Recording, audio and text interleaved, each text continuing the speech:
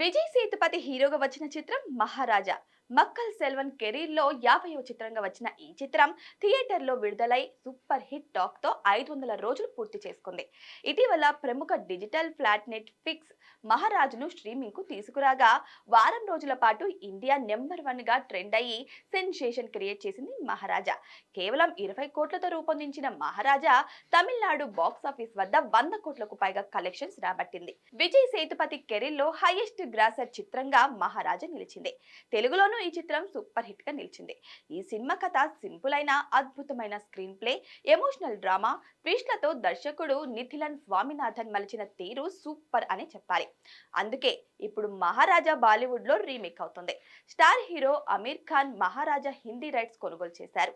అమీర్ గత చిత్రం లాల్ సింగ్ చెద్దా ఎన్నో అంచనాల మధ్య విడుదలై నిరాశపరిచింది. దీంతో మహారాజాని లైన్లోకి తీసుకున్నారు అమీర్.